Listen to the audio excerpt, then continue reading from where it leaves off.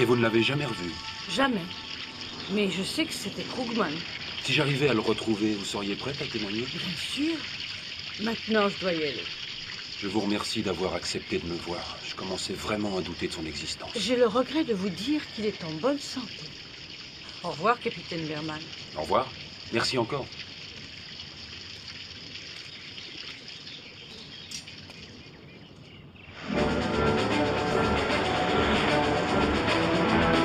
Attention!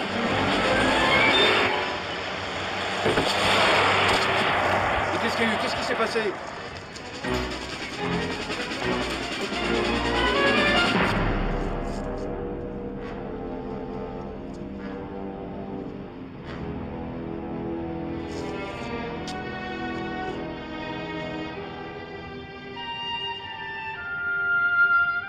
Tu n'as pas écouté un mot de tout ce que je t'ai dit. Tu m'as parlé de Cleveland? Tu penses encore à ce Krugman, c'est ça? Oui, c'est un peu ça. Écoute, David, je sais à quel point tu veux retrouver cet homme, et c'est même toi qui as demandé à pouvoir être muté en France. Je sais aussi qu'il a fait du mal à ta famille. Mais ça fait seulement quelques mois que tu es à Paris. Le type que tu recherches a disparu il y a 45 ans. Oh, tu n'espérais pas que ce serait facile, non? Non, c'est sûr. En plus, rien ne nous dit que l'information de Washington est fiable à 100%. Non, Krugman est encore vivant. Il est ici, quelque part, dans Paris. Et ça me vient d'un ami qui travaille à l'OSI. T'es gentil, mais pour moi, l'OSI, c'est du chinois.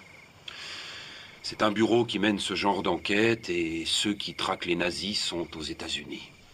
Enfin, en tout cas, cette Madame Ramsey était une survivante de Medanek et elle a vu Krugman il y a à peu près une semaine. C'est quoi exactement Medanek? Un camp comme à Auschwitz? En moins grand. Mais c'est ça, aussi affreux. Enfin, quand même, elle a très bien pu se tromper. Ça n'était peut-être pas lui. Alors pourquoi est-ce qu'on l'aurait tué? Mais ça, tu n'en sais rien. C'était peut-être un accident. Ah, non, non, elle l'a repéré et elle a prévenu la sûreté. Et c'est juste après me l'avoir dit qu'elle s'est faite tuer. Ce n'était pas un accident. Et puis c'est moi qui étais là.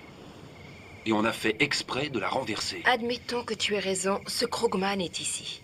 Tu comptes lui courir après et prendre le risque de finir dans un cimetière? Je ne veux pas que ça arrive.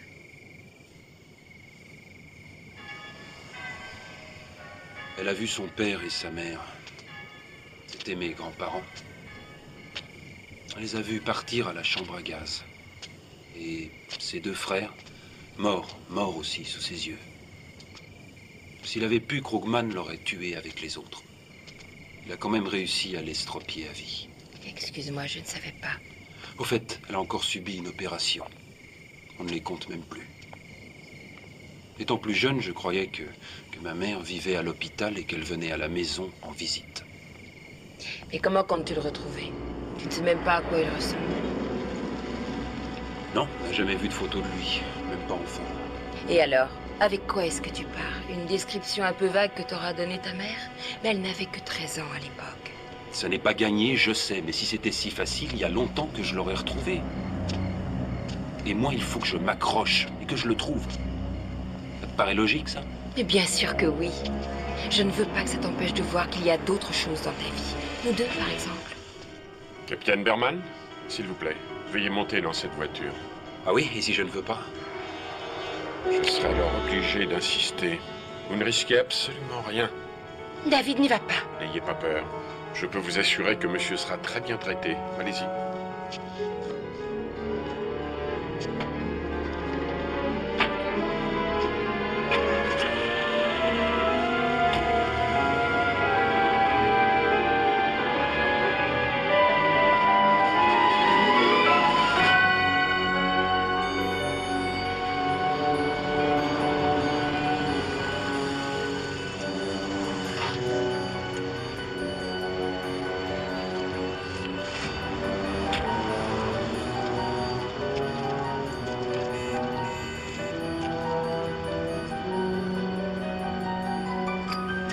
À quoi ça rime et que me voulez-vous? Je vous prie d'abord d'excuser cette mise en scène un peu trop dramatique, mais nous sommes obligés parfois de prendre certaines précautions.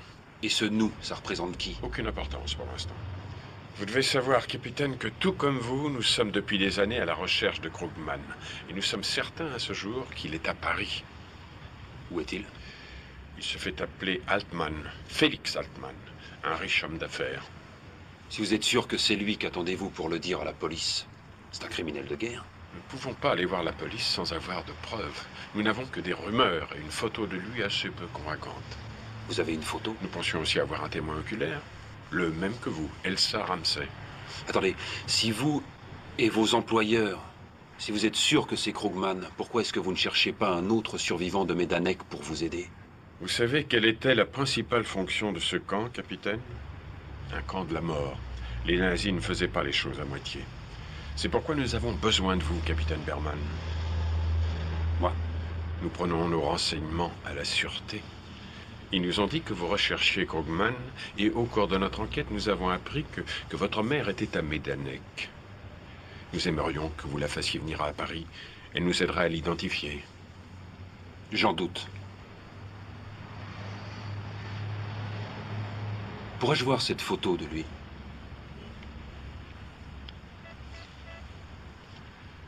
Un cliché intéressant. Mais il y a des chances pour qu'il ait changé en 45 ans. Et nous avons besoin du témoignage de votre mère. Où puis-je voir cet homme? Vous ne le verrez pas chez lui, ni à son bureau. Il ne reçoit aucune visite.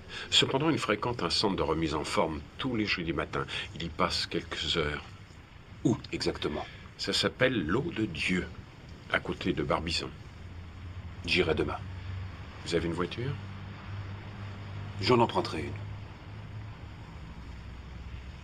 Comment je vous contacterai? C'est nous qui vous joindrons. Allez-y à présent. La jeune femme doit être inquiète.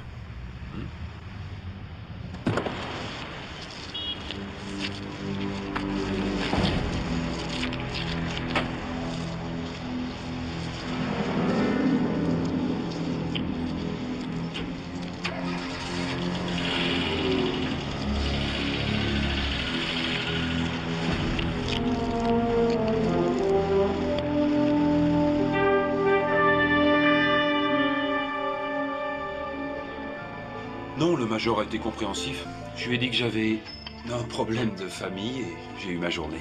Et moi, je dis que tu ne devrais pas y aller. Si vraiment c'est Krugman, il est dangereux. On en a déjà discuté. Je veux juste voir la tête qu'il a. Ça et rien de plus. Tu es sûr pour la voiture? Oui, mais ne me la rends pas trop tard. Non, je te la ramène pour 5 heures. Peut-être que je devrais avoir un problème de famille, moi aussi, et venir t'aider. Et moi aussi, je devrais pouvoir me libérer. Non, c'est à moi de m'en occuper. Ça me regarde. Vaut mieux que j'y aille seul. Je préfère. Je t'ai fait un plan pour y aller. Et mets-toi sur ton 31. Viens, je vais te montrer où j'ai mis la voiture. Tu ferais mieux de retourner au travail. T'as pas à t'inquiéter. Ça se passera bien.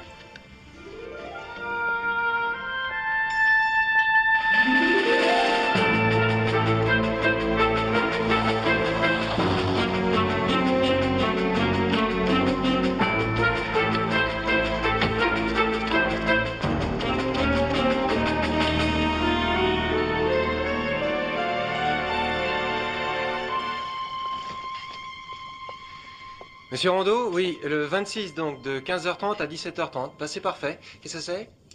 Bonjour. Bonjour, monsieur. J'ai un message pour monsieur Félix Altman. Alors, vous voyez cette porte, vous descendez les escaliers et vous trouverez monsieur Altman au numéro 8.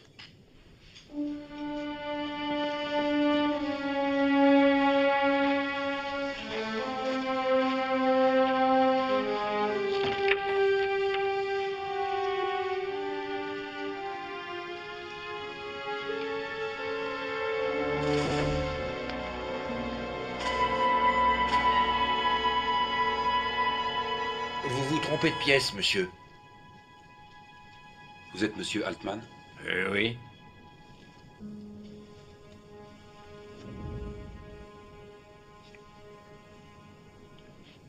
Eh, mon garçon, qu'est-ce que vous faites ici? Qu'est-ce que vous voulez? Rien d'important. Si vous avez quelque chose à me dire, dites-le.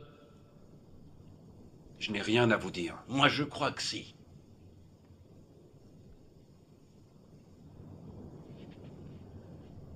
Voulez-vous que nous parlions de Medanek? Laissez-nous une minute.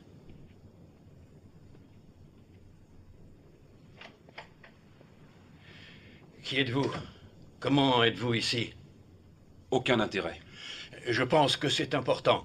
La chose importante, Herr Krugman, Krugman, c'est ce que vous avez mais fait au camp quoi de êtes-vous Medanek. en train de parler? Vous savez très bien de quoi je parle.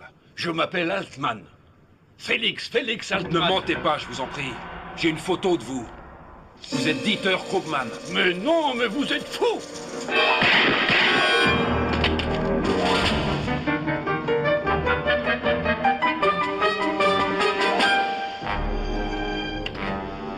J'appelle la police.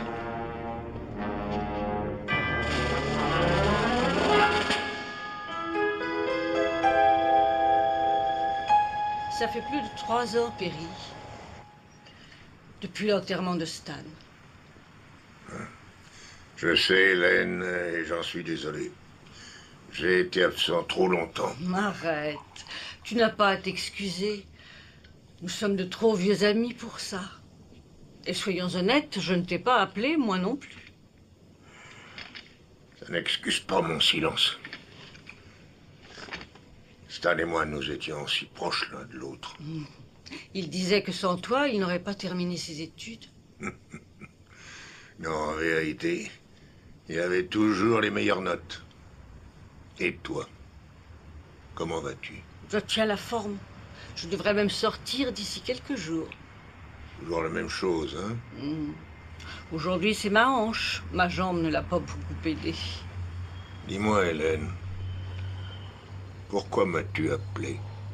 Tu n'as pas oublié notre fils David? Mais non, je ne l'ai pas oublié. Eh bien, aujourd'hui, il est capitaine dans les Marines, attaché à l'ambassade américaine à Paris. Ça aurait pu être pire. Il est sur le point d'être jugé pour meurtre. Explique. On l'accuse d'avoir tué Dieter Krugman. L'ancien nazi? Le SS de Medanek, hein? L'homme qui t'a fait ça.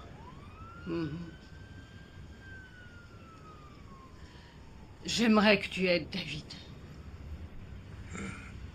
Il est en France et leurs lois sont différentes des nôtres et je n'ai pas le droit d'y intervenir. Il m'a dit au téléphone... Enfin, il pense qu'il va être remis aux autorités militaires. Il passera en cour martiale.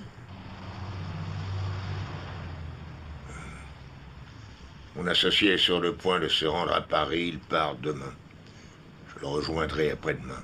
Oh, Perry, merci.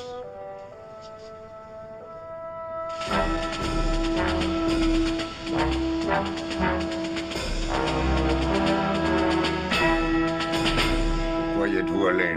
Quelle était votre intention? Après toutes ces années, il fallait que je voie son visage et je devais m'assurer que c'était bien lui. Et c'était bien Dieter Krugman. Sa femme l'a confirmé à la presse. En tout cas, il ressemble au gars de la photo. C'est drôle, je m'attendais à voir une espèce de monstre et j'ai vu un vieillard presque émouvant. Vous ne savez pas d'où venait cette arme? Je ne l'ai même pas vue. J'imagine que celui qui a tiré a dû la jeter par terre. Est-il possible que ce soit l'homme qui vous avait enlevé? David, nous voulons connaître la vérité. Il est possible qu'en vous laissant emporter par la colère, vous ayez tué cet homme. Non. Pourtant, vous le cherchiez. Depuis de longues années. Des années à penser à votre vengeance. Oui, mais pas ce genre-là. Alors laquelle? Je voulais que le monde entier puisse le voir, savoir quel monstre il a pu être. Et qu'on n'oublie pas ce qu'il a fait. Je ne sais plus qui a dit que ceux qui oublient le passé sont condamnés à le répéter. Monsieur Mason, mon père disait que vous étiez le meilleur avocat qu'il ait jamais connu. Vous acceptez de me défendre? Vous avez le droit à un avocat de l'armée, si vous le désirez. Non, je préférerais que vous vous occupiez de ça personnellement. Vous savez, David, ça fait longtemps que je n'ai pas fréquenté un tribunal militaire. Mais enfin, j'imagine que ça va me revenir.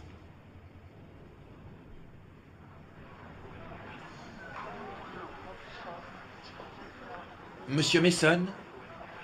Lieutenant Fletcher, j'appartiens à la commission d'enquête. Je vous présente mon associé Ken Malansky. Bonjour. Le bruit court que vous comptez assurer la défense du capitaine. Ce n'est pas un bruit, c'est exact. Il y a une chose que vous devez savoir. Nous avons envoyé le revolver à Washington pour le faire analyser. On l'a récupéré ce matin. Il ne fait aucun doute que c'est bien cette arme qui a tué Altman. Je dois dire que je m'y attendais. Quant au numéro de série, il nous prouve que c'est bien l'automatique qu'a reçu le capitaine au moment où il a pris ses fonctions.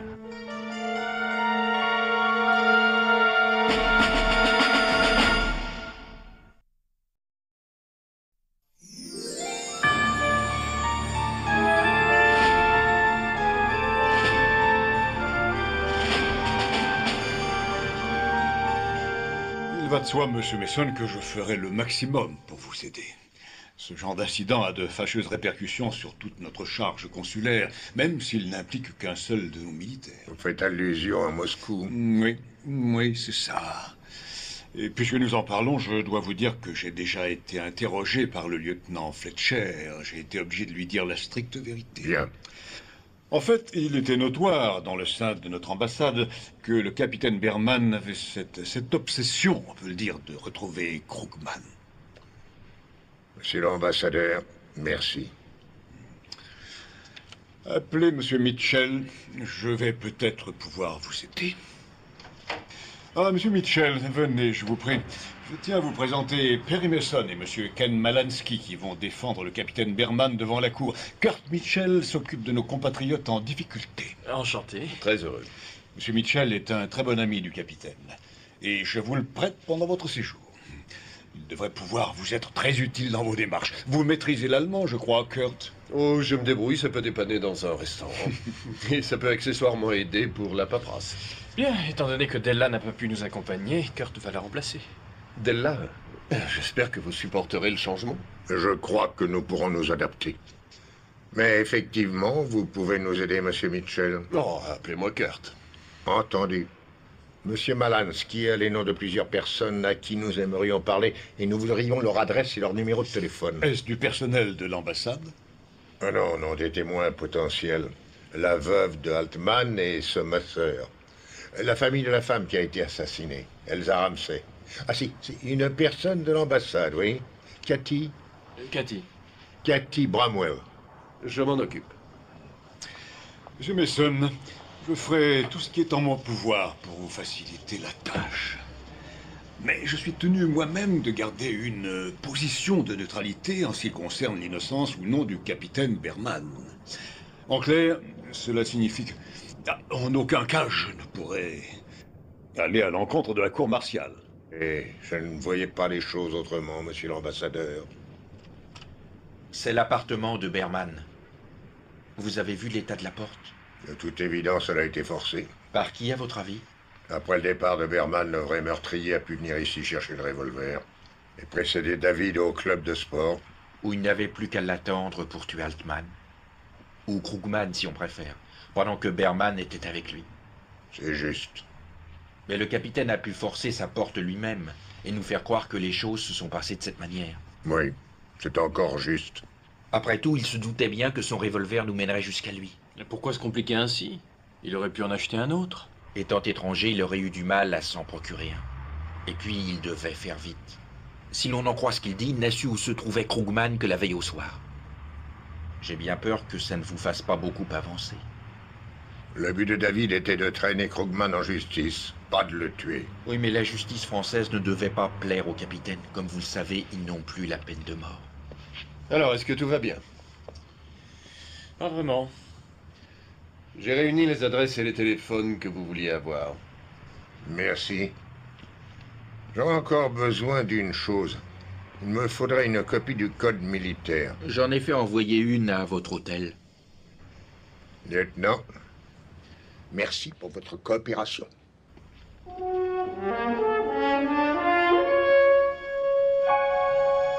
Allez, demandez-moi ce que vous voulez. Entendu. Entendu.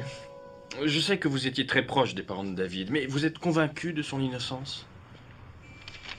Je crois qu'il est innocent. Et je l'ai dit au lieutenant Fletcher. J'en suis sûr. Je suis sûr qu'il n'a jamais eu l'intention de le tuer. Mais il est frustré, quelque part. Il a fait une fixation sur Krugman. J'en ai parlé avec Hélène. Il n'a toujours eu qu'une seule obsession. retrouver ce Krugman et le faire juger publiquement en France. Qu'il soit condamné pour crime contre l'humanité. Oui, mais pourquoi la France plutôt qu'un pays où il existe encore la peine capitale? Et la plupart des rescapés du camp de Majdanek sont polonais ou allemands. Il y avait aussi les Français, tels qu'Hélène et toute sa famille. C'est vrai. Alors, par quoi on commence demain? Mais commençons par les proches. J'irai voir la veuve de Krugman. Chargez-vous de Cathy Bramwell. Je savais depuis des années que mon mari était éditeur Krugman. Comment l'avez-vous appris? Un peu avant de nous marier. Je l'ai aidé pour déménager et nettoyer son appartement. C'est par hasard, en rangeant ses affaires, que j'ai trouvé ses papiers d'officier à l'époque. Et alors, il a dû admettre sa véritable identité. Il m'a affirmé qu'il comptait m'en parler avant notre mariage. Il m'a dit qu'entre nous, il n'y aurait pas de secret. Ensuite, il a brûlé ce que j'avais retrouvé. Il m'a prévenu qu'il serait toujours recherché. Madame Altman, saviez-vous alors quelle sorte d'homme était votre mari? Je savais quelle sorte d'homme on pensait qu'il était. Mais vous l'avez quand même épousé. Vous n'avez pas connu Félix. Il était honnête et un excellent mari. C'est impossible qu'il ait pu être ce monstre qu'on prétend. En dehors des personnes qui recherchaient Dieter Krugman, est-ce qu'il avait des ennemis? Enfin, autrement dit, est-ce que Félix Altman avait des ennemis? Connaissez-vous un homme d'affaires brillant qui n'ait pas d'ennemis? Et qui aurait pu le détester au point d'aller commettre un meurtre? Eh bien, il y aurait quelqu'un. Je ne dis pas qu'il aurait été capable de ça, mais il n'avait que de la haine pour mon mari. Continuez. Il s'appelle André Marchand. Un jour, votre époux a découvert qu'André Marchand avait détourné quelques millions de francs de leur société. Il l'a mis dehors. Comment savez-vous ça? Et la police enquête-t-elle sur ce détournement de fonds? Oui, bien sûr. Merci de m'avoir accordé de votre temps. Je vous salue, madame. Monsieur Mason, vous ne croyez pas que cet Américain est le meurtrier de Félix? Non, en effet. Auriez-vous une photo de votre époux? Je n'en ai aucune. Il avait toujours peur qu'on puisse trouver une photo de lui et qu'on reconnaisse Krugman. Il a eu une vie difficile, monsieur, et je l'ai partagée.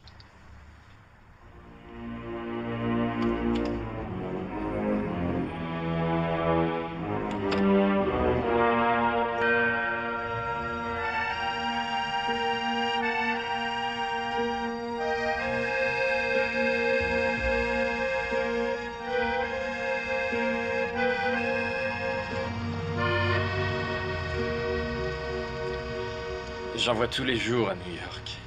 Il mime en français ici. Touché. Et ça vous plaît, ça? Plutôt, oui, je dois l'avouer. Bien, je vais devoir y aller. Je vous ramène à votre bureau. Dites-moi, vous avez relevé le numéro de la plaque du van? Après qu'ils aient emmené David, je l'ai noté sur un morceau de papier. Enfin, ce dont je me souvenais. Mais lorsqu'il m'a appelé pour me dire que tout allait bien, j'ai oublié tout ça. Vous l'avez encore, ce papier? Chez moi, oui. C'est important. Ça aiderait David? Peut-être. Je me rappelle qu'il y avait 2 7 et un 9, je crois. Oh, je sais plus. De toute façon, je vous le retrouverai. Mais il y a autre chose. Il me semble avoir revu ce van 1 ou 2 fois depuis. Ah oui? Où ça? En faisant mes courses après avoir travaillé l'autre soir et hier encore.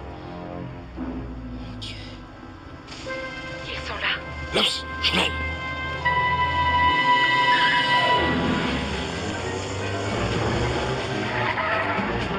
Les clés, vite!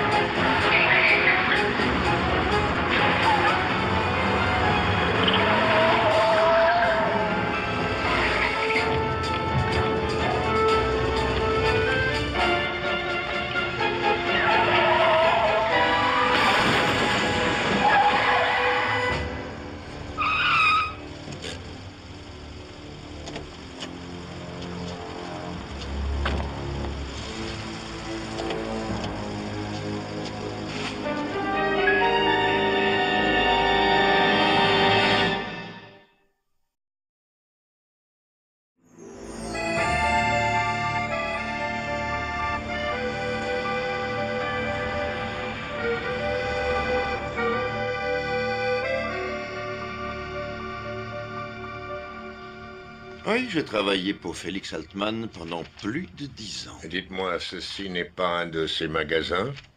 C'est le mien. J'y ai investi tout ce que je possédais.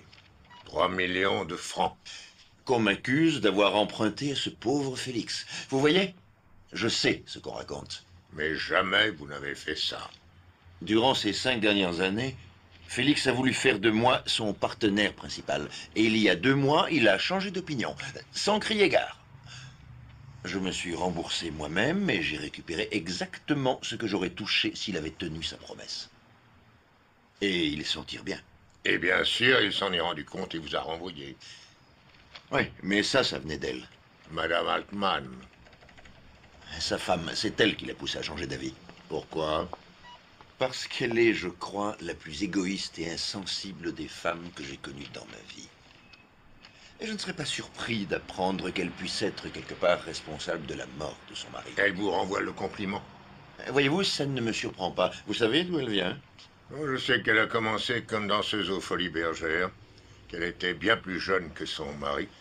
Lorsqu'elle est devenue un petit peu trop vieille pour apparaître en tenue d'Ève sur une scène, elle a conduit le vieil homme jusqu'au mariage. Mais pourquoi aurait-elle voulu sa mort? Récemment, leur société a accusé des pertes assez importantes, alors elle a supplié son mari de tout vendre, histoire de récupérer son précieux capital. Mais il l'a refusé, et aujourd'hui, elle a tout pris en main et touché l'assurance. Je vois. Mais dites-moi, étiez-vous au courant que Félix Altman s'appelait en réalité Dieter Krugman? Non. Mais c'était un homme réservé. Il parlait peu. Quoi qu'il en soit, vous êtes accusé de détournement de fonds. Le tribunal comprendra vite en apprenant les faits réels. Oui. Il est certain qu'ils auront du mal à traiter ce dossier alors que le principal intéressé est au cimetière. Monsieur, je pense avoir répondu à toutes vos questions. Peut-être que oui. Peut-être que non.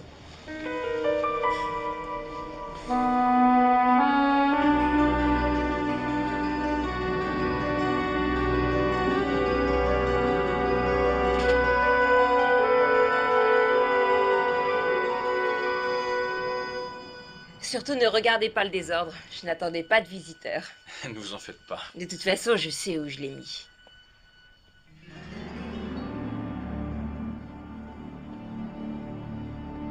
Oh non.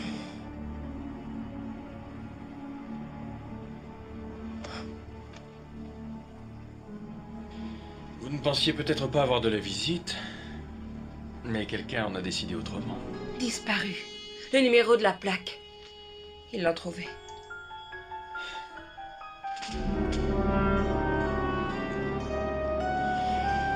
On peut dire qu'on a affaire à un expert en cambriolage d'appartements. Et si c'était ces kidnappeurs? Oui, il y a de fortes chances. Tout porte à croire que ces gens vous ont mené en bateau. Ils vous ont tendu un piège et fait porter le chapeau pour le meurtre. C'est probable, oui, mais je tiens à ce que vous teniez Cathy à l'écart de ce qui va se passer. Elle est déjà trop impliquée dans cette affaire. Elle a vu ces hommes et à présent ils sont sûrs qu'elle connaît le numéro de leur van. Vous devez la protéger. Nous ferons le maximum. Allô, Della? Pile à l'heure. Tu vas bien? J'ai une pêche d'enfer. Et toi, comment ça va? On essaye de trouver notre compte dans ces 45 ans d'histoire.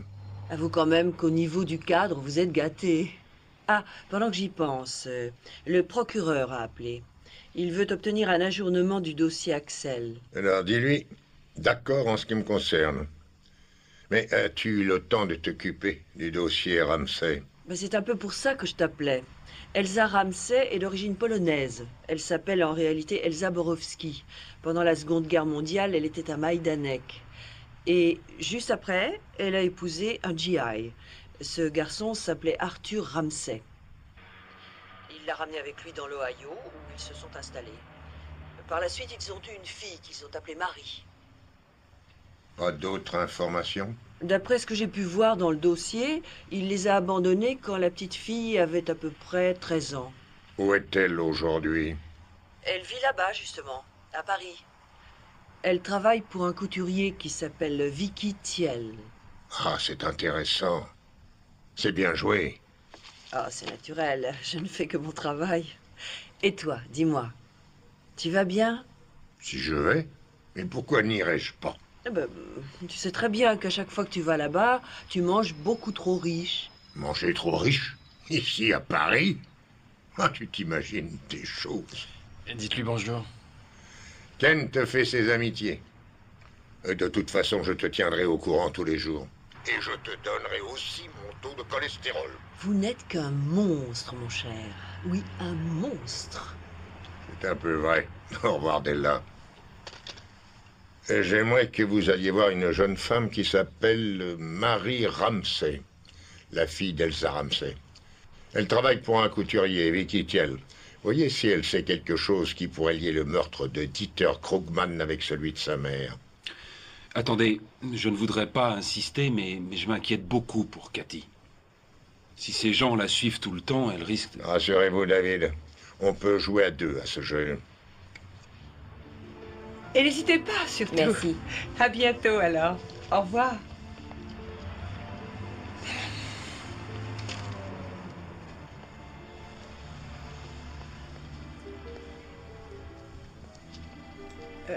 Oui, que désirez-vous, monsieur? Est-ce que je pourrais vous parler? Vous voulez apprendre à nouer une cravate? Ce genre de choses, ça coûte combien? Oh, 60 000 francs. Bon, et ça fait bien 10 000 $, ça? Plutôt 11. Vous êtes Marie Ramsay? Mhm. Je peux vous poser quelques questions? À quel sujet? Sujet de votre mère. Je n'y tiens pas. Je n'aime pas les gens qui me prennent pour une idiote. Je suis désolé, c'est la première fois que je vois une robe comme celle-ci, ça m'a vraiment intéressé. Oui, mais ce n'est pas pour ça que vous êtes ici. Que lui voulez-vous à ma mère? Expliquez-moi ça. Écoutez, je suis avocat aux États-Unis, je travaille avec un homme de loi, Monsieur Mason. Nous représentons David Berman. C'est le Marines que l'on accuse d'avoir tué Dieter Krugman. Vous ne croyez pas que c'est lui? Pas du tout. Alors je suis venu. J'aimerais bien une explication. D'accord. Nous cherchons un lien entre la mort de votre mère et celle de Krugman. Il a tué ma mère. Pourquoi dites-vous ça? Ça ne peut être que lui. Ma mère n'avait aucun ennemi dans le monde à part cet homme. Et votre mère a cru le reconnaître un jour dans la rue. C'était Krugman. Elle est allée à la sûreté, mais ils lui ont dit qu'il n'y avait rien à faire. Mais Berman a commencé son enquête peu de temps après et il nous a contactés. Comment était-il au courant? C'est un petit peu délicat. Mais lorsque votre père, après qu'il nous ait laissés.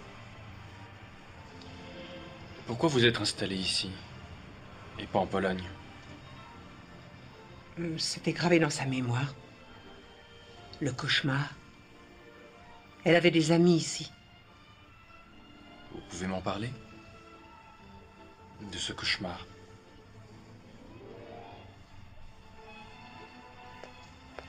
Je suis en retard, il faut que j'aille à notre défilé.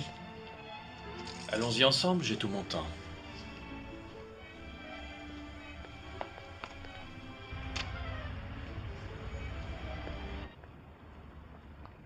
Ma mère a été envoyée aux travaux forcés à Majdanek comme blanchisseuse. Peut-être l'ignorez-vous, mais Majdanek était différent d'Auschwitz ou de Treblinka. Et en quoi? Il y avait bien un camp de la mort, mais il y avait aussi un camp de prisonniers à côté. Un camp de concentration. Ma mère travaillait là. Mais Krugman était dans l'autre. Oui, mais pour les corvées, ma mère s'y rendait parfois de l'autre côté. Et Krugman était réputé, vous voyez ce que je veux dire. Et c'est comme ça qu'elle l'a reconnu ici. Mais comment a-t-elle pu, après 45 ans? Elle a dit qu'il avait changé, mais elle n'avait pas oublié ses yeux.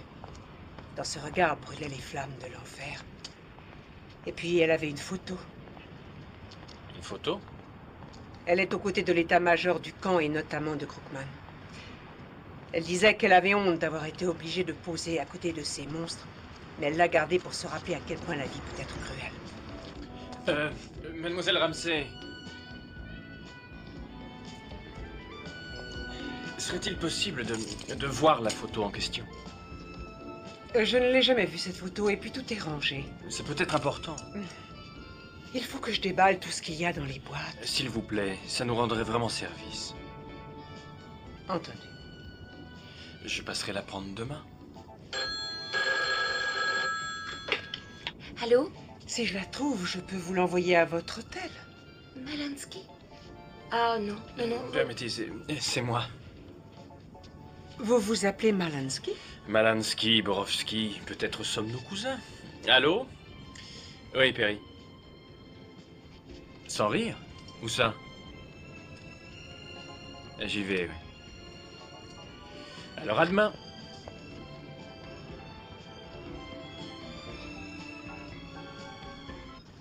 Vous devez avoir une certaine influence sur l'ambassadeur pour m'avoir obtenu ce jour de congé. J'admets qu'il s'est montré coopératif. Vous savez, je suis heureuse que vous puissiez défendre David. Ah, si seulement je pouvais l'aider un peu. Pour ça, il faudrait que je me souvienne de ce stupide numéro. Ce n'est peut-être pas si gênant. Mais si ça l'est. Quoi qu'on soit, c'est loin. Assez loin. Êtes-vous certaine de pouvoir reconnaître les kidnappeurs si vous les revoyez? Oh que oui. Ça n'a pas duré très longtemps, mais lui, je ne l'ai pas oublié. Regardez. C'est lui. Allez, donnez-moi les clés. Non. Vous avez vu, là, la police?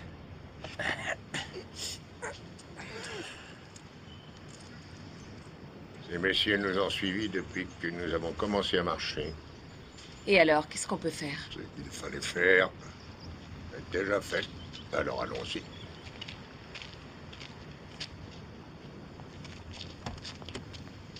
C'est lui. C'est l'homme qui a enlevé David. Que voulez-vous? Qui êtes-vous? Pour qui travaillez-vous? Je ne vous dirai rien. Ah non. Peut-être préférez-vous aller le dire aux policiers qui sont là. Vous leur expliquerez la raison de ce kidnapping et du meurtre. Nous n'avons tué personne. Ken, dites à ces messieurs que nous avons quelqu'un à leur présenter. J'y vais. Non. Attendez. Qu'est-ce que vous voulez? Je veux savoir qui vous êtes. Et ce que vous cherchez. Je veux savoir pour qui vous travaillez. Ça va prendre un peu de temps. Vous avez 5 minutes.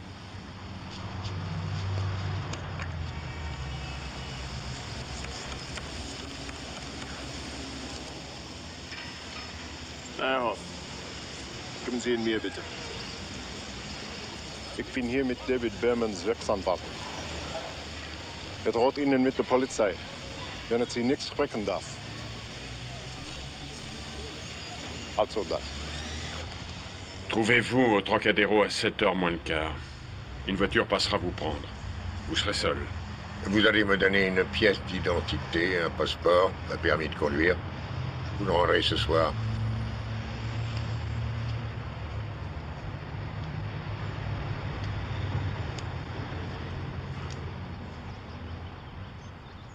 Karl Meyerhoff. Bien. Karl Meyerhoff. Si cette voiture n'est pas là à 7h moins le quart, la sûreté s'occupera de votre cas. Vous pouvez y compter. Rendez-lui ses clés.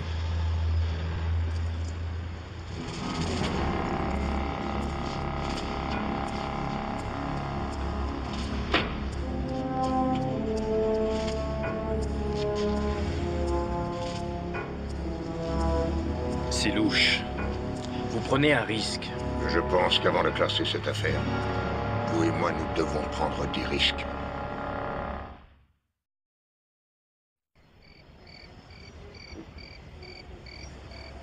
Alors, vous êtes allé à la sûreté pour Meyerhoff? Oui, mais ça n'a rien donné. Je continue les recherches sur Daniel Altman et André Marchand. J'ai eu les listes de l'état-major du Conseil de guerre. Ils viennent tous de Bruxelles, de l'OTAN. La voiture devrait être là. Vous ne devriez pas y aller. Pas tout seul.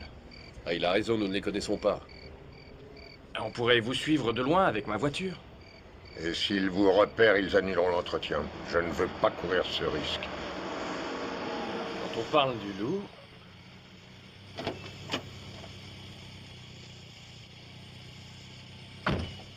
Vous avez un stylo? Je vous note les numéros que Meyerhoff a composés sur son téléphone tout à l'heure. Si je ne suis pas rentré d'ici 2 heures, communiquez-le à la sûreté. Je dois vous amener seul, les ordres sont formels. Mes amis sont venus juste me dire au revoir.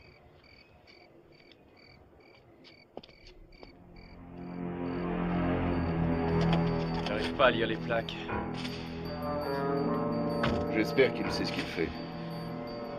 En général, oui, mais ce soir... il ignore.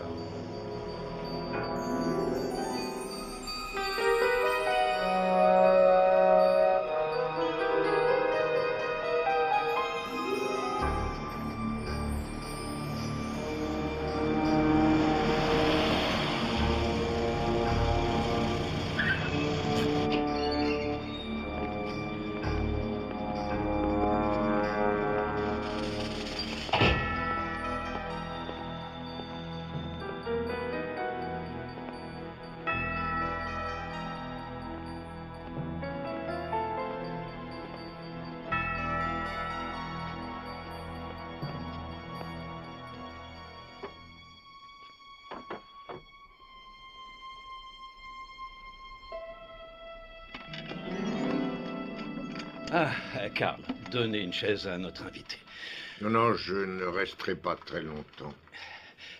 Alors, vous vouliez me voir, monsieur Mason? Je ne connais pas votre nom. Otto Rosen. Oui, seulement ça ne me dit pas grand-chose. Monsieur Mason, avez-vous entendu parler de la mutinerie de Treblinka en 1943? Oui. Un peu plus de 60 prisonniers se sont échappés du camp de la mort. J'étais de cela. J'ai vécu dans les bois comme un animal pendant 6 mois.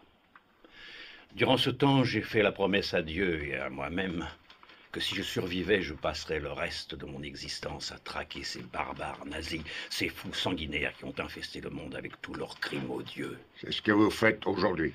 Depuis 44 ans, je n'ai pas arrêté.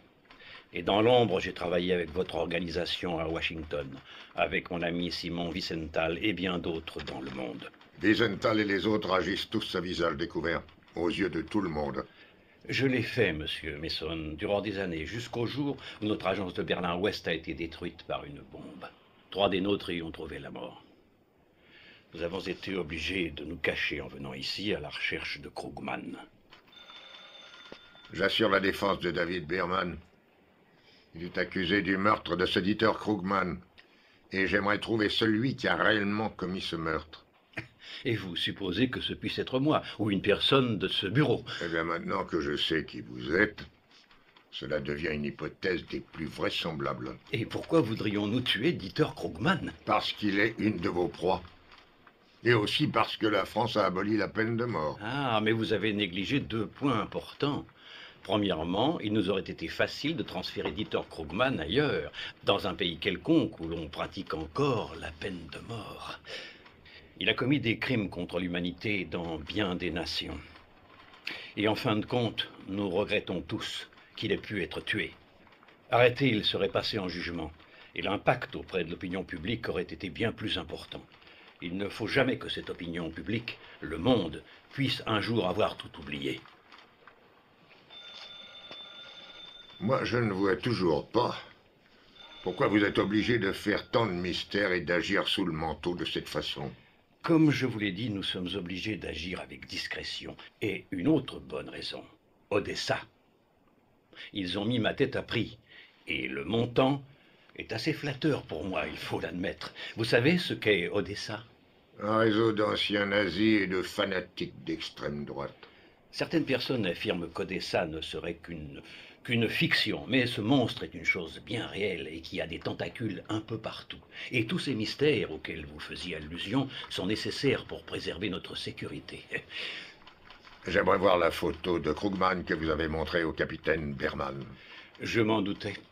Karl, pour la plupart de ces bouchers, ça n'a pas été difficile de changer d'identité juste après la guerre. Pourrais-je vous l'emprunter? Mais bien sûr, allez-y. Je connais votre réputation. Si le capitaine Berman est innocent, alors il n'a rien à craindre. Je vais vous faire conduire à votre hôtel. Au revoir, monsieur Mason. Au revoir, monsieur Rosen.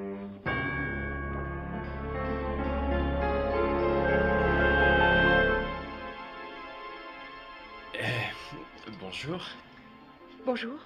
Je viens voir votre collection. Celle-ci est très jolie. Ne vous sentez pas obligé, surtout. Elle est belle et je le dis. Dites aussi que vous êtes venu pour ça.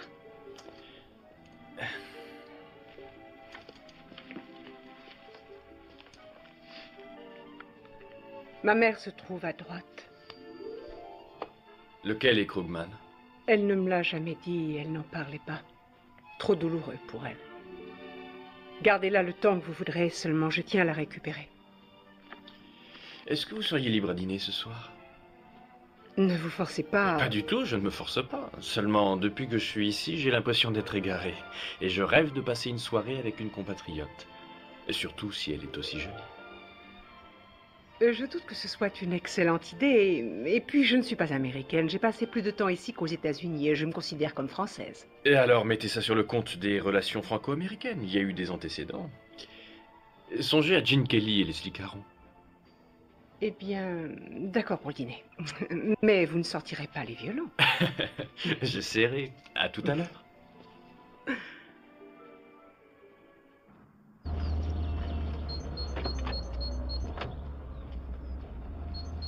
J'avais mis plus de temps pour venir ici l'autre jour. D'ailleurs, j'aurais mieux fait de m'abstenir. Allons-y, nous sommes attendus. Et je me trouvais juste ici. Le coup de feu semblait venir de cette porte. Là, ils se sont jetés sur moi et c'est tout ce que je sais.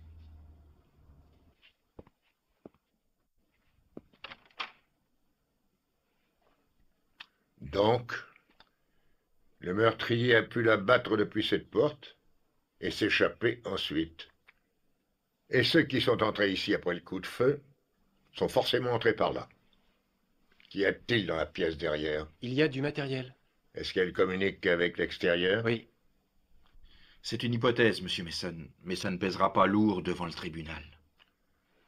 Lieutenant, peut-être avez-vous raison aujourd'hui, mais aujourd'hui n'est pas demain. L'audience commence à 10 h. Allons-nous-en. Et les empreintes sur le revolver? Et alors? Enfin, vous le savez bien, il n'y en avait aucune. Ça ne peut pas jouer en sa faveur? J'en doute. Il pourrait nous demander comment cet odieux calculateur a effacé avec précaution ses empreintes du revolver, alors que sa victime était étendue à ses pieds. Enfin, on ne va pas aller très loin à ce rythme-là. Si ce n'est pas David, alors c'est qui? Je vous le demande. Daniel Altman? La cupidité? C'est possible. Vérifiez cette histoire de police d'assurance. Je devrais avoir des infos sur elle dans la matinée. André Marchand? Encore une possibilité. Renseignez-vous à la sûreté. Essayez d'avoir avec eux son emploi du temps le jour du meurtre. D'accord. Bon, à ce propos, j'aurai peut-être du nouveau. Mon informateur enquête sur Marchand. Peut-être Mayerhoff ou encore Otto Rosen? Non, vous êtes d'accord, on peut les rayer de la liste. Qui d'autre? Aucune idée. Nous ne le connaissons peut-être pas encore. Pourquoi pas un ancien de Medanek?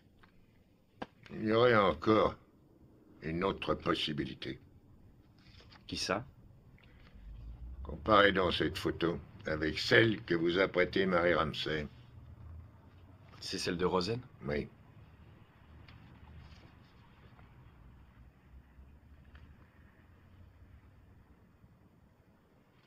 C'est le même visage. Et alors? Elsa Ramsay avait reconnu Krugman un jour dans la rue et c'est pour cette raison qu'on l'a tué. Et alors, quel est votre autre suspect? Imaginez qu'on assassine votre mère. Vous n'auriez pas envie de tuer celui qui a fait ça? Dites-moi, Ken, où en est votre dîner de ce soir? Perry. Elle n'a pas pu l'avoir tué. Sans doute que non. Mais quand vous lui rendrez cette photo, étudiez la question. Comme vous voulez. Mais je la vois vraiment mal impliquée là-dedans. Oui, moi aussi. N'oubliez pas que la première audience a lieu à 10 h. 10 h demain matin. Messieurs, puis-je vous aider? Nous voudrions voir Madame Altman. Je suis désolée, Madame Altman est en conférence et je ne peux absolument pas... Ken, arrangez-vous pour Mais obtenir un rendez-vous. Oui, je m'en occupe. Monsieur, s'il vous plaît. Vous ne pouvez pas entrer. Pourtant, c'est très facile, et puis je sais où je vais. Je suis déjà venu. Notre ami André Marchand. Ça tombe bien que vous soyez là tous les deux, ça m'évitera une visite. Qu'est-ce que vous voulez? Avoir une petite conversation avec vous deux. Ça ne nous intéresse pas. Mais moi, si. La Sûreté n'a trouvé aucune trace d'une plainte contre André Marchand pour détournement de fonds. Je soupçonne qu'il n'y en a jamais eu. Vous feriez mieux de partir. Que s'est-il passé lorsque votre mari a découvert que vous et monsieur André Marchand aviez une liaison? Vous ne savez pas de quoi vous parlez. Il l'a renvoyé et vous a menacé de divorcer. Si vous ne partez pas, j'appelle la sécurité. Il avait trop peur qu'on apprenne qu'il ait pu être trompé de cette manière. Alors il a inventé toute cette histoire de détournement de fonds. Et après sa mort, vous avez continué ce petit jeu-là dans votre intérêt. Lorsque nous nous sommes vus, vous n'avez pas hésité à vous accuser l'un et l'autre, chacun à votre tour. Difficile dans ces conditions d'imaginer que vous puissiez être amants. Pourquoi aurions-nous fait ça? Personne n'aurait imaginé que vous puissiez avoir un motif de tuer votre mari. Quel aurait été ce motif? Le faire disparaître avant le divorce. De cette façon, vous héritiez ce qui restait et vous pouviez aussi toucher la prime d'assurance. De quoi vivre tous les deux à l'abri du besoin. Mensonge et baliverne. André, s'il te plaît, reste tranquille. Monsieur Mason, une partie de ce que vous avez dit est vraie. Nous nous aimons, oui. Mais nous n'avons rien à voir avec la mort de mon mari, je vous le jure. Et vous serez amené à le faire devant la cour martiale qui va s'ouvrir dans une demi-heure. À plus tard.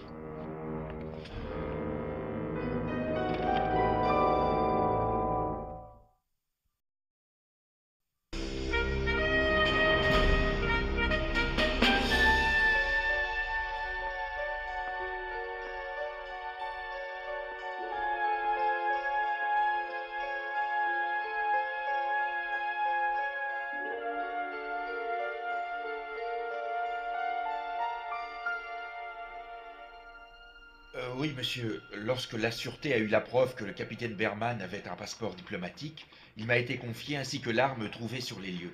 Et vous avez envoyé cette arme à Washington? C'est exact, à l'état-major, avec la balle qui a été extraite de la victime. Une fois au ministère de la Défense, ils ont fait l'objet de recherches en balistique. Et s'il ensuite... vous plaît, monsieur le président, la défense est prête à accepter le fait que le revolver trouvé sur les lieux du crime est la même arme qui a servi à tuer la victime. Merci, maître. Dans ce cas, je n'ai pas d'autres questions à poser au lieutenant. Aucune question. Merci, lieutenant Fletcher. Vous pouvez disposer. Le témoin suivant, je vous prie. Le sergent-chef Frederick Hansen. Le numéro de série du 9 mm automatique que le lieutenant Fletcher m'a montré correspond à... Enfin, c'est le numéro de série de l'arme que j'ai délivrée au capitaine Berman le 6 août de cette année. Le jour où il a pris ses fonctions ici à l'ambassade, vous êtes sûr? Je note tout avec soin, monsieur. J'ai pensé à apporter mon registre si la cour désire le voir. La défense reconnaît le fait que l'arme utilisée par l'assassin est bien l'arme qui a été délivrée à l'accusé. Merci, monsieur Mason. Plus de questions. Pas de questions. Merci, sergent Hansen. Colonel Calvelli, faites entrer le témoin suivant. Je serais étonné qu'il soit déjà arrivé. Je ne m'attendais pas à ce que la défense soit si coopérative. Je l'ai convoqué à 11 heures. Eh bien, dans ces conditions, l'audience est suspendue. Nous la reprendrons à 11h30. Colonel Calvelli, vous nous tenez au courant. Prévenez-nous lorsque vous aurez réglé ce petit contretemps. Oui, bien sûr.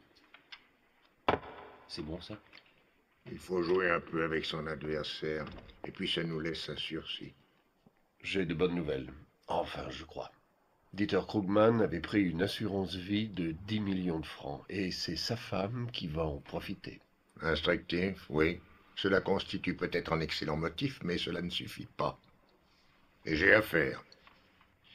Je vais aller chercher un peu de café avec le lieutenant.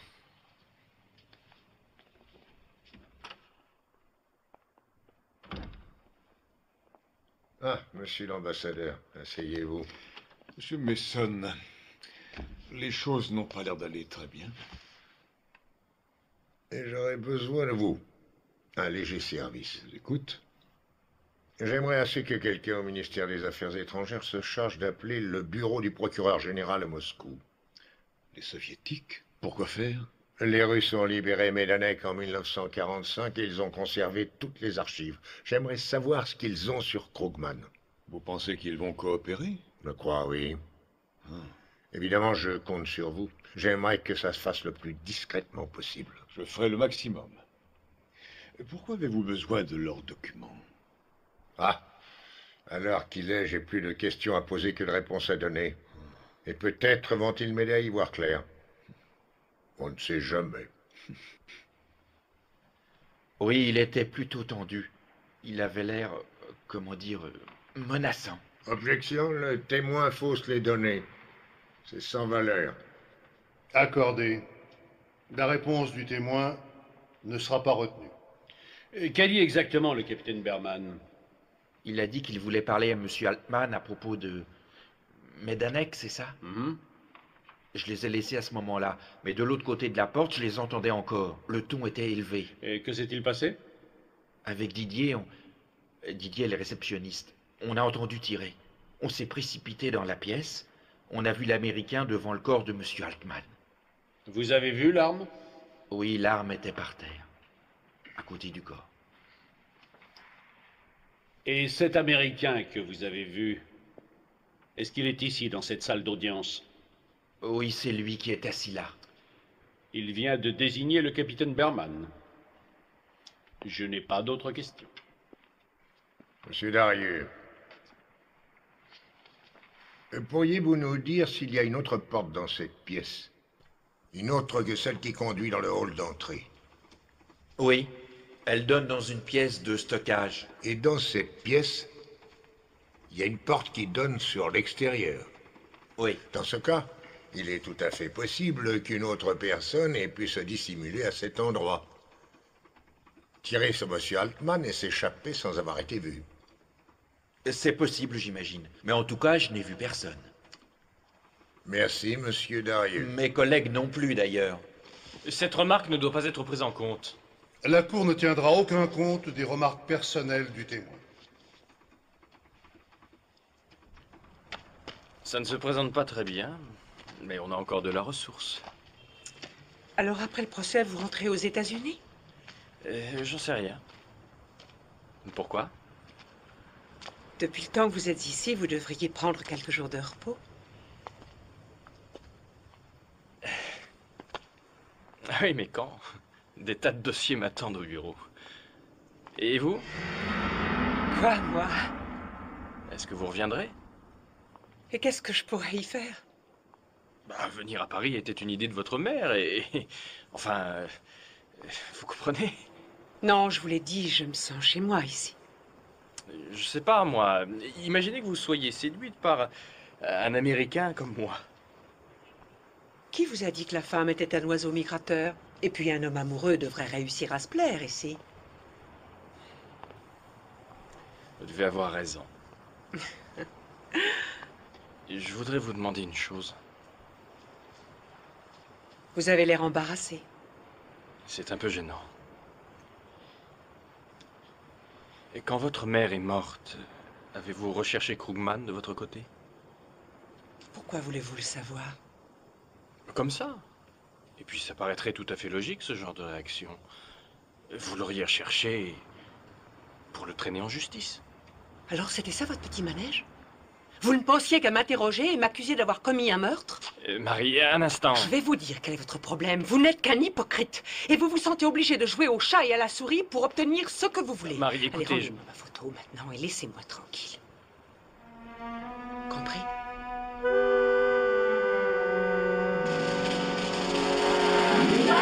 Arrêtez-le!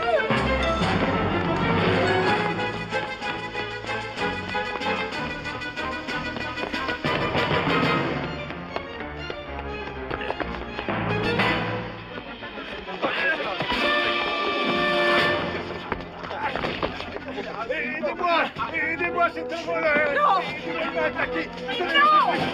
Non! Laissez-le tranquille! Lâchez-moi! Laissez l'autre, le voleur, ça suffit!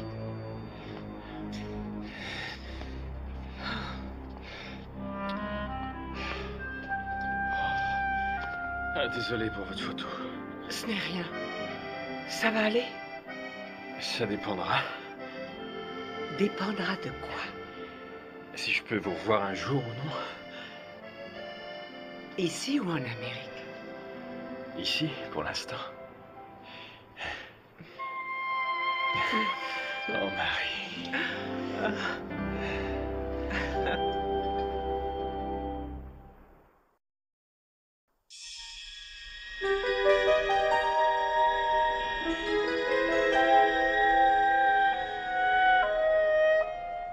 Je ne vois vraiment pas pourquoi quelqu'un tient tant à récupérer cette photographie. Ne regrettez rien. Hier, j'ai demandé à l'ambassade qu'on me refasse des tirages de ce cliché. Ah, chouette. J'en donnerai un à Marie.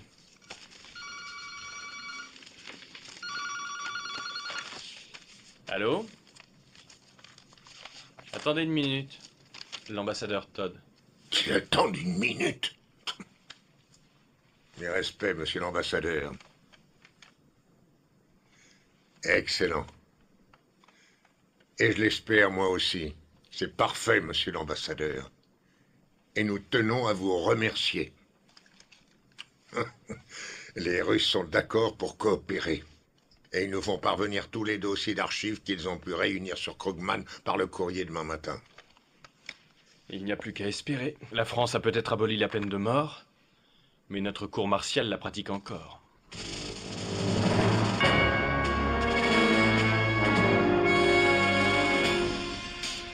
Non, non, je ne sais pas si c'était une obsession. Comment appelleriez-vous cela? Objection. La façon dont elle appellerait ceci est hors de propos. Accordé. Néanmoins, il a demandé à être muté à Paris. Plusieurs fois, il s'est renseigné sur Krugman auprès de la sûreté, et il a même rencontré une femme qui disait être capable de l'identifier. Vous conviendrez qu'il y avait bien plus chez lui que de la simple curiosité. Objection. Le témoin interrogé n'est pas psychiatre. Accordé. Mademoiselle, est-il exact que l'accusé vous ait dit que l'important pour lui était de retrouver Dieter Krugman? Objection, c'est hors de propos. Et puis, ce n'est qu'un on-dit. Non. Ça nous aiderait à comprendre ses motivations. Objection rejetée. Répondez à ma question, mademoiselle. C'est exact. C'est ce qu'il m'a dit. Pas d'autres questions. Mademoiselle Bramwell, j'aimerais savoir ce que David vous a dit. Vous a-t-il confié quels étaient ses projets le jour où il retrouverait Krugman? Objection. Objection, cette question est tendancieuse. Bon, monsieur le président, c'est pourtant le colonel Calvelli qui a tenu à ce que l'on aborde ce sujet avec le témoin. Objection rejetée. Le témoin répondra à la question. Il voulait un procès au grand jour. Que le monde entier n'oublie jamais ce que Krugman a fait. A-t-il fait allusion, une seule fois, rien qu'une fois, à la possibilité de le tuer lui-même? Non.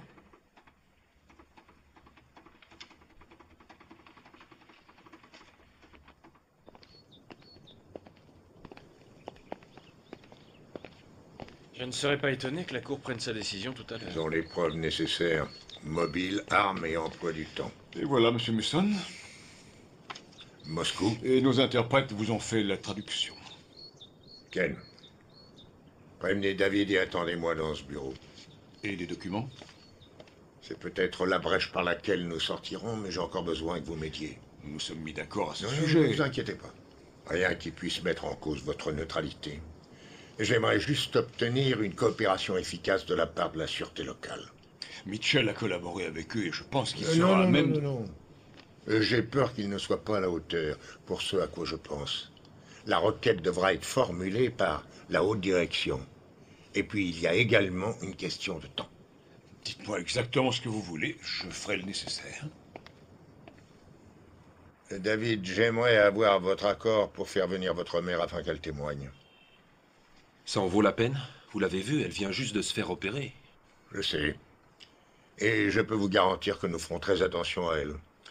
En quoi sera-t-elle utile? Pour commencer, elle devrait pouvoir vous sauver la vie. Mais de quoi est-ce que vous parlez?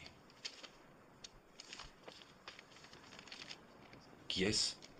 Si on en croit les Russes, c'est une photo de Dieter Krugman. Ce n'est pas lui. Pourquoi donc? Vous l'avez déjà vu en photo, ce n'est pas ce type-là. Il a pu se faire refaire le visage, beaucoup d'entre eux l'ont fait.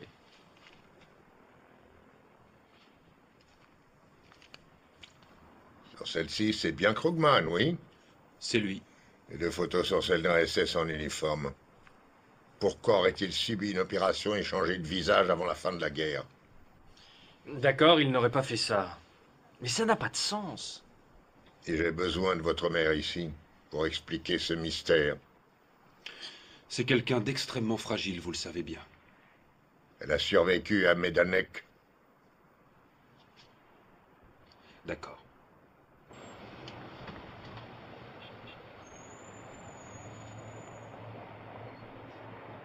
Oui, j'ai parlé avec son docteur, et il dit qu'elle peut voyager, oui. Mais de toute façon, je suis sûre que s'il avait dit non, elle serait quand même venue. Ça, c'est Hélène, sans aucun doute. Quand tu la reverras, dis-lui que Ken l'attendra à l'aéroport et qu'il la ramènera ici au Royal Monceau avec nous. Bon, je lui dirai. Autant que tu le saches, je préfère. Elle a beau avoir confiance en toi, elle est toujours très inquiète. Ah oui? Elle n'est pas la seule. Mais ne lui dis surtout pas.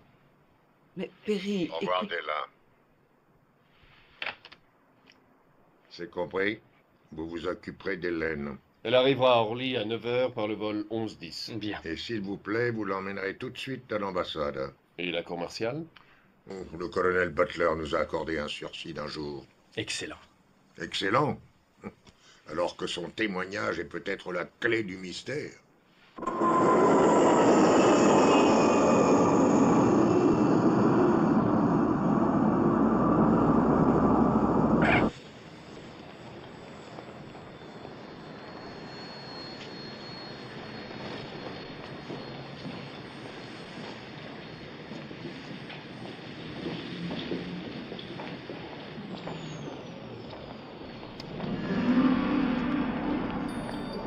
C'est le moment.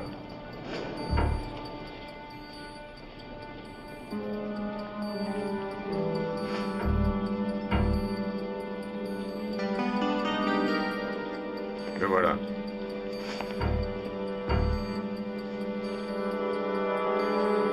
Ne vous retournez pas. Vous allez venir avec moi. Mais qu'est-ce que vous croyez? Ce que vous avez dans votre dos est un pistolet et je m'en servirai si vous ne faites pas ce que je vous dis. Et maintenant, avancez. Vous attendez des amis, monsieur Meyerhoff? David, c'est bien cet homme? Oui, c'est lui. Monsieur, vous êtes en état d'arrestation. Suivez-moi. Donne ton arme. Monsieur Mason. À un moment, j'ai cru que ça ne marcherait pas. Et maintenant? Eh bien, nous allons laisser la justice suivre son cours. Nous pouvons rentrer à l'hôtel. Pourquoi à l'hôtel? Pourquoi faire? Hélène est bien arrivée il y a plus de 2 heures par le Concorde et Cathy est avec elle.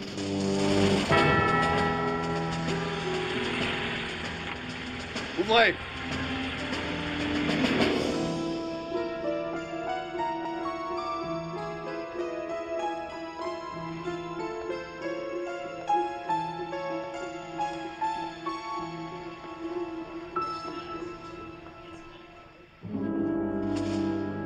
Depuis 3 jours, nous étions dans ce wagon.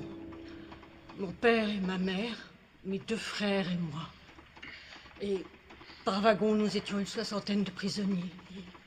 Nous n'avons pas eu à boire ni de nourriture. Et vous aviez quel âge? J'avais 15 ans. Mes frères avaient 13 et 17 ans. Continuez, je vous prie. Enfin, le 4e jour au matin, le voyage s'est terminé. À Majdanek. Ils nous ont fait descendre en nous bousculant. Alors j'ai vu mes parents dans la foule. Ils les ont regroupés avec d'autres personnes et les ont emmenés. Il n'y a pas eu d'au revoir. Plus tard, j'ai appris qu'on les avait emmenés directement à la chambre à gaz. Ensuite, avec mes 2 frères, et en compagnie des autres enfants de notre âge, nous avons été conduits dans une zone de détention provisoire.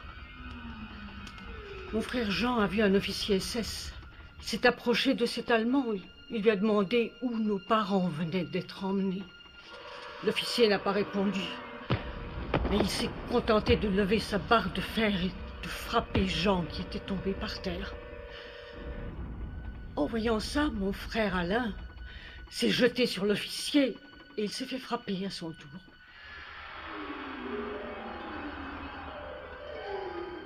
Et cet homme, il l'a tapé jusqu'à ce qu'il meure.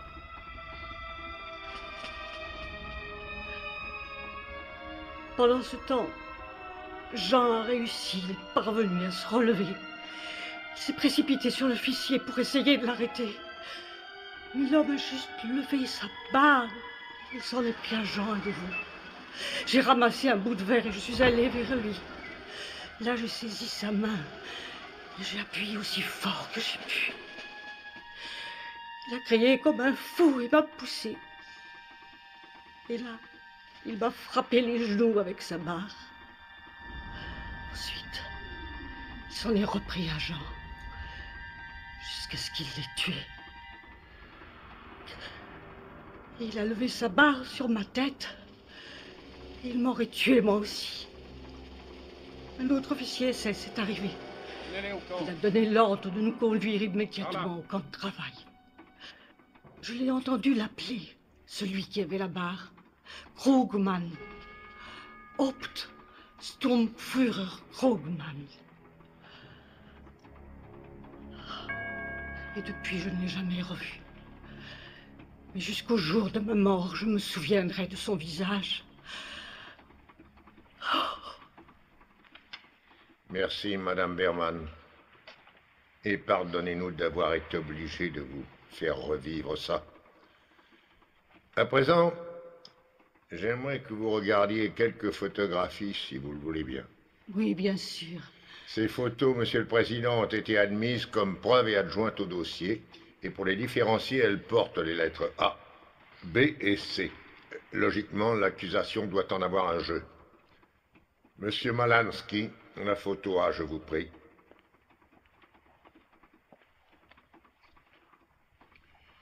Madame Berman, reconnaissez-vous cet homme? Oui, c'est lui, je le reconnais. Seriez-vous capable de nous dire comment il s'appelle? Je n'en sais rien. C'est lui, c'est cet officier qui a commandé à Krugman de nous emmener. Oh, il n'a pas dû le faire exprès, mais il m'a sauvé la vie. Mais l'homme qui est sur cette photographie ne s'appelle pas Dieter Krugman? Non. La photo B, s'il vous plaît. À présent, retrouvez-vous cet homme sur cette autre photo. Oui, c'est lui à gauche. Cet homme était connu sous le nom de Altman, Madame Berman. Félix Altman. Mais il est là, lui aussi. Et qui est-ce? Krugman. Au milieu, là. Photo C, je vous prie, celle envoyée par les Russes. Et cet homme? Est-ce encore Dieter Krugman? C'est lui. Oui, c'est ce monstre. C'est Krugman.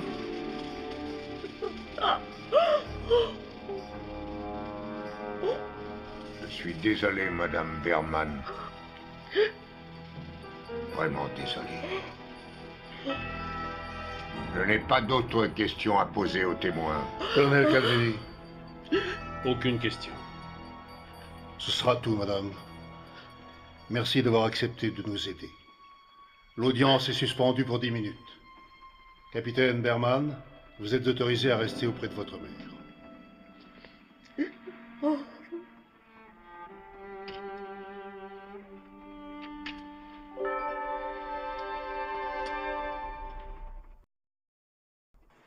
Oui, la société de mon mari était en faillite. Et quelle a été sa réaction? Il avait l'air désespéré. Il a essayé d'emprunter l'argent à son entourage et trouver les capitaux nécessaires pour continuer. A-t-il réussi? Non. Madame Altman, j'aurais d'autres questions à vous poser. Mais auparavant, je tiens à vous rappeler que vous êtes toujours sous serment. Oui, je le sais. Madame, quel était le vrai nom de votre mari? Félix Mannheim. Mais il a changé pour Altman. Il ne tenait pas à ce que quelqu'un apprenne qu'il était à Majdanek. Pourquoi avez-vous menti? Pourquoi avez-vous dit aux autorités et à la presse, lorsqu'il a été tué, que votre mari était en réalité Dieter Krugman? Parce qu'un homme m'avait menacé de mort. Et comme mon mari avait été tué, j'étais convaincue qu'il n'hésiterait pas à s'en prendre à moi. Qui, Madame Altman? Qui a menacé de vous tuer? Cet homme s'appelle Karl Meyerhof. Dites-nous quels sont vos rapports avec Monsieur Otto Rosen. Je travaille avec lui. Et c'est sur son ordre que vous avez enlevé le capitaine Berman? Oui. Est-ce aussi sur son ordre que vous avez suivi et enregistré certaines conversations de Mademoiselle Cathy Bramwell? Oui. Est-ce aussi sur son ordre que vous avez menacé de mort Daniel Altman? Oui, mais je n'aurais jamais fait une telle chose. Et c'est sur son ordre que vous avez tué Elsa Ramsey? Non, bien sûr que non, je n'ai tué personne. Je vois, mais dites-moi, monsieur Meyerhof, pourquoi attendiez-vous Hélène Berman à l'aéroport hier? Tout ce que Rosen m'a dit, c'est qu'il voulait absolument s'entretenir avec cette personne avant l'audience. Si je comprends bien, vous deviez juste l'aborder et l'enlever. Et Rosen, lui, se serait juste contenté de lui parler. C'est ce qu'il m'a dit. Monsieur, saviez-vous qu'en réalité, Félix Altman n'était pas Dieter Krugman? Je ne savais que ce que Rosen voulait bien me dire. Est-ce vous qui avez tué Félix Altman? Non. Savez-vous qui l'a fait? Non, mais ce n'est pas moi. Je n'étais pas à Paris ce jour-là. Vous n'avez qu'à vérifier. C'est ce que j'ai fait. Pas d'autres questions? Colonel Calvelli. Pas de questions, Monsieur le Président. La défense demande à entendre Otto Rosen. Monsieur Rosen, je tiens à vous rappeler que votre collaborateur Meyerhof vient juste de témoigner. Je sais. Lorsque votre ami Meyerhof vous a contacté afin que nous nous rencontrions, j'ai noté le numéro qu'il a composé sur son téléphone. J'ai essayé ce numéro le lendemain. Et au bout du fil, il y avait les bureaux d'une très célèbre société de courtage de la région parisienne. C'est étonnant. Sûrement vous serez-vous trompé en faisant le numéro. Monsieur Rosen, lors de notre rencontre, je vous ai demandé alors pourquoi vous agissiez dans l'ombre et de toutes les réponses que vous m'avez données, aucune ne convient. J'ai mené mon enquête. Premièrement, il n'y a jamais eu de bureau incendié à Berlin-Ouest il y a 3 ans. Et deuxièmement, M. Wiesenthal n'a jamais entendu parler d'Otto Rosen. Le problème qui s'est posé alors était celui de votre identité. Je dois remercier les Russes, leurs archives m'ont permis de résoudre cette énigme. Mais j'imagine que ça ne vous arrange pas. J'avoue que je ne vois pas du tout de quoi vous parlez. Moi non plus, Monsieur le Président. Et je fais objection à cette série de questions sans rapport avec notre affaire. Sans rapport. Monsieur le Président, sachez que cet homme et son témoignage constituent l'axe principal de notre défense. Il est évident que la défense est basée sur des courants d'air et ne fournit aucune preuve. Monsieur le Président, il est évident que tout ceci ne prouve en rien la culpabilité ou l'innocence de l'accusé. Je tiens à dire à la Cour, ainsi qu'à ceux qui pourraient en douter, qu'il y a un rapport évident et vous ne tarderez pas à vous en rendre compte. Objection rejetée. Monsieur Rosen, j'affirme que l'endroit où nous nous sommes rencontrés n'était qu'un décor de théâtre. Rien de plus qu'un décor, une mise en scène. Vous avez essayé de me faire croire que vous étiez juif et chasseur de nazis. Et j'affirme, Herr Rosen, qu'en réalité, vous n'êtes ni l'un ni l'autre. Mais qu'est-ce que vous racontez? Je suis Otto Rosen, évidemment, et je traque les nazis depuis 45 ans. Et j'affirme, Herr Rosen, que vous vous appelez véritablement Krugman, Dieter Krugman. Dieter Krugman, mais c'est ridicule, je m'appelle Rosen. Monsieur le Président, je fais appel à l'indulgence de la Cour. Et si vous le permettez, je voudrais continuer l'interrogatoire en présence d'un témoin, ou plutôt d'un expert, devrais-je dire, dans l'unique but de vous apporter la preuve de mes affirmations. Faites, Monsieur Mason. Monsieur Malansky. Otto Rosen. Dieter Krugman. J'affirme que c'est sur votre ordre qu'on a tué Félix Altmann et qu'on a menacé sa femme. C'est faux. Ce ne sont que des mensonges. Vous et Altmann, vous vous connaissiez. Chacun de vous savait que l'autre avait réussi dans les affaires et se trouvait à Paris. Et vous aviez l'esprit tranquille. Si l'un des deux devait trahir l'autre, ça l'amenait lui-même à se dénoncer. Malheureusement, ses affaires ont périclité et ça l'a plongé dans un profond désespoir. Et il est venu vous demander de l'argent. Vous lui prêtiez ce dont il avait besoin ou il révélait votre véritable identité. Pour Félix Altmann, c'était un suicide. Oui, c'est une théorie intéressante, monsieur Mason, mais il est dommage que vous n'ayez aucune preuve pour étayer votre hypothèse. Je tiens à attirer l'attention de la Cour sur la pièce à conviction numéro 3 fournie par l'Union soviétique. Vous pouvez y lire une description de Dieter Krugman. Il est clairement spécifié que cet homme a une cicatrice sur le dessus de sa main droite. À présent, monsieur Rosen, j'aimerais que vous montriez à la Cour votre main droite. Vous n'avez aucun ordre à me donner. Je vous rappelle que je suis citoyen français. Allez, montrez à la Cour votre main droite.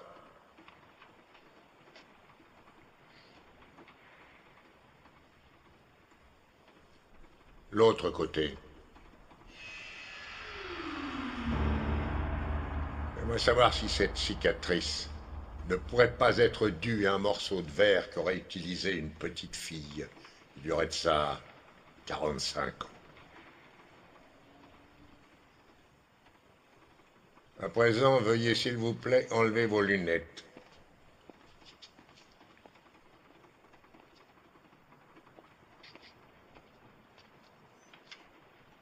Ôtez-moi ces lunettes. Madame Berman, reconnaissez-vous cet homme? Oui. Les yeux d'un démon. Krugman. Je n'ai pas d'autres questions à poser aux témoins. Pas de questions, Monsieur le Président. Puisque la Cour en a fini avec le témoin, je suggère à la Sûreté de le placer en garde à vue.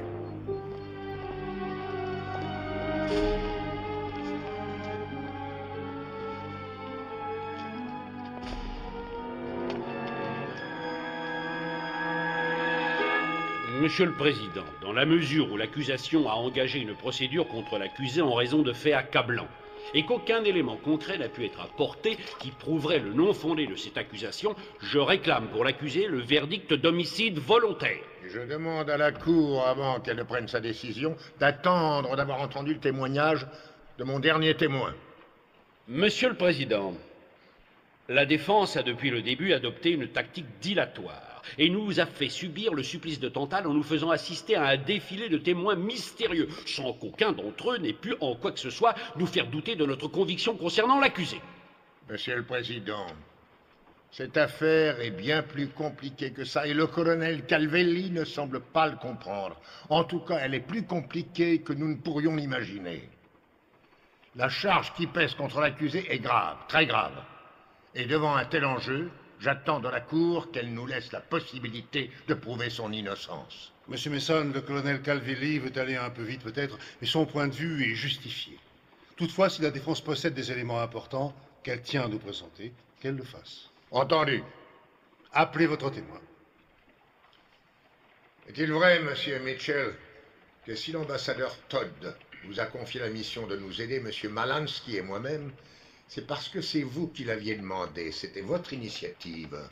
Oui, et c'est normal, David est un grand ami. Et vous? Êtes-vous un grand ami de David? Je vous demande pardon. Je ne pourrai pas vous pardonner. Il y a beaucoup de choses dans cette affaire qui m'ont laissé perplexe. En l'occurrence, comment est-ce que Maïerov savait que l'accusé irait dîner à l'extérieur le soir où il l'a enlevé?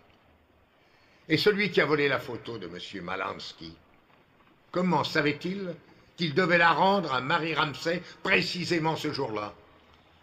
Quant au meurtrier d'Elsa Ramsay, comment savait-il qu'un jour, dans la rue, elle avait reconnu Krugman? Si l'on en croit sa fille, elle n'en avait parlé qu'aux gens de la sûreté et à l'accusé. Et tout d'un coup, j'ai trouvé toutes les réponses. Vous, oui, vous, l'unique personne qui étiez au courant pour tous ces détails, parce qu'étant l'ami de David, vous étiez dans la confidence. Il ne me restait plus qu'à m'assurer que je ne m'étais pas trompé. Je vous ai laissé régler les détails pour le voyage de Madame Berman.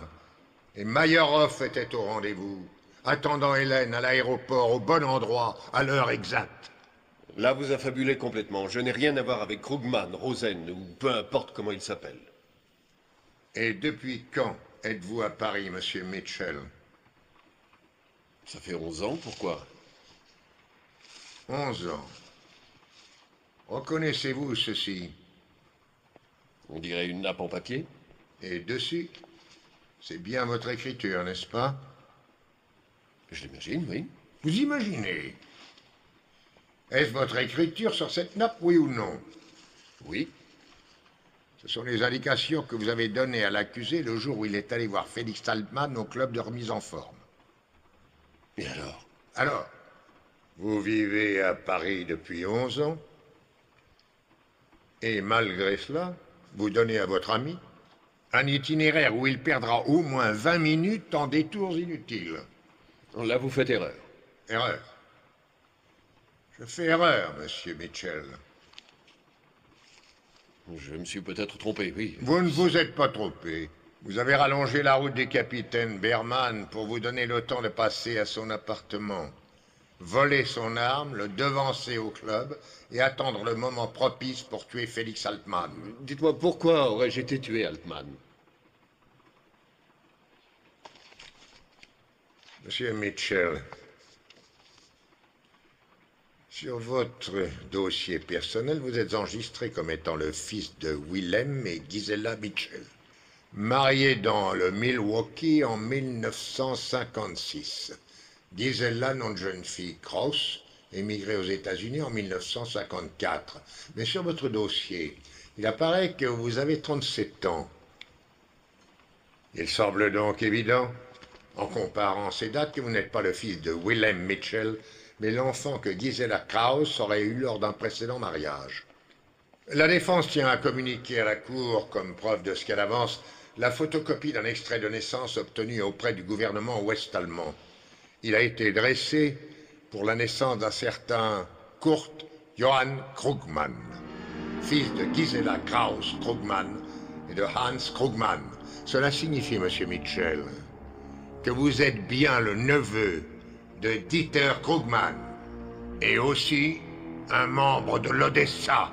Non, c'est faux, vous m'entendez, c'est faux. Vous appartenez au groupe Odessa. Oui. Je suis bien un Krugman. Et je suis bien un membre du groupe Odessa. Et vous allez mourir. Vous allez tous mourir. Arrêtez-le. À vos ordres. Je demanderai à la Cour l'acquittement immédiat de l'accusé. Requête accordée. L'accusé est libre. Pas vous.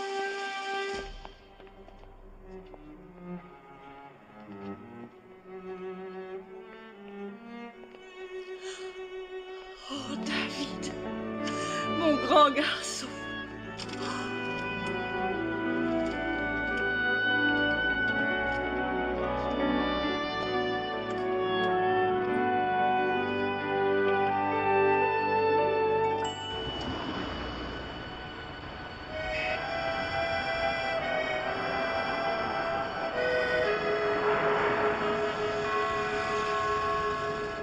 Croyez-moi, je suis désolé de vous obliger à rester quelques jours, mais il y a de la paperasse à remplir.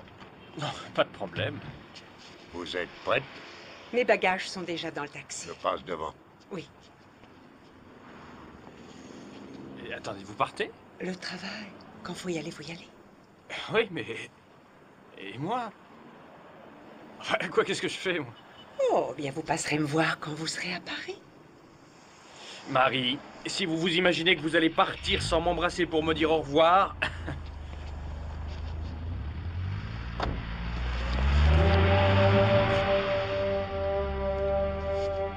Taxi! Taxi! Oh, Paris, c'est une blonde.